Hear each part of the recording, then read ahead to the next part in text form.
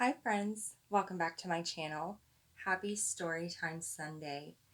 Today we're going to combine this week's Theme Thursday with Storytime Sunday because as you may have noticed, lately I am really bad about getting videos recorded and posted on this channel, and I really wanted to show Zoe in her sweet little pink vintage inspired romper. It has smocking across the front. This week's theme was pink for breast cancer, and I have wanted to put this outfit on Zoe for quite some time. If you've watched my channel for a really long time, then you may recognize this outfit. It actually came home with Elizabeth from Australia, but it was much too big for her, and I've been saving it all of this time for Zoe, so she finally gets to wear it. Here is her beautiful little pink for Breast Cancer Awareness Month, which October is. This is her outfit. And this is an issue or a cause that is really close to my heart. It's touched my family, it's touched my life, and I'm so thankful to Yvonne for offering this theme this week.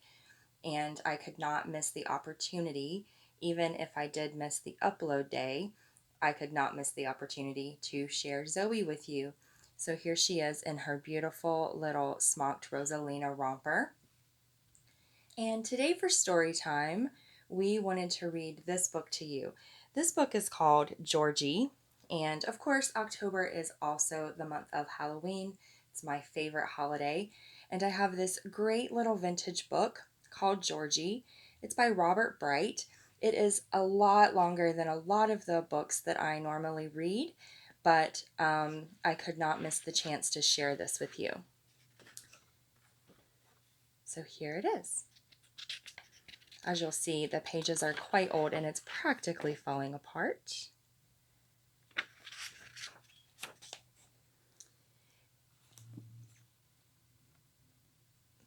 In a little village in New England, there was a little house which belonged to Mr. and Mrs. Whitaker.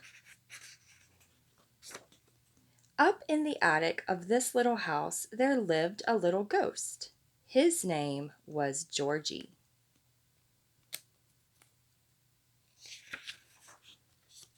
Every night at the same time he gave the loose board on the stairs a little creak, and the parlor door a little squeak.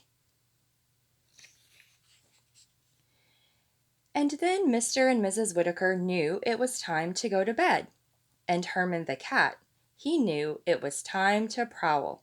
And as for Miss Oliver, the owl, she knew it was time to wake up and say, "Hoo, hoo."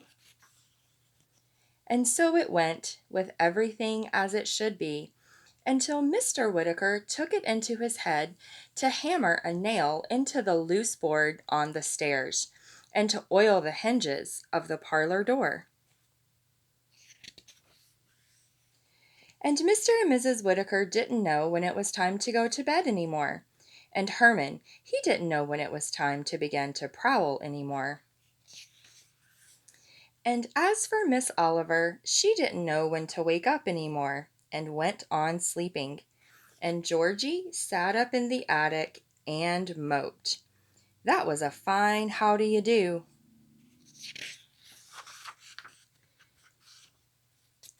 Pretty soon, though, Georgie decided to find some other house to haunt. He ran to this house and to that house. But each house already had a ghost. The only house in the whole village which didn't have a ghost was Mr. Gloom's place. But that was so awfully gloomy. And besides, Mr. Glooms himself was such a crotchety old man, he came near frightening Georgie half to death.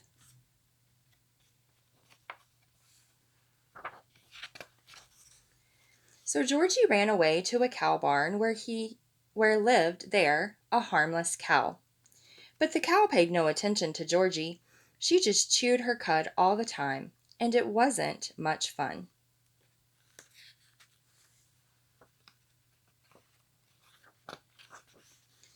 And at And out at the cow barn, Georgie was terribly cold and uncomfortable.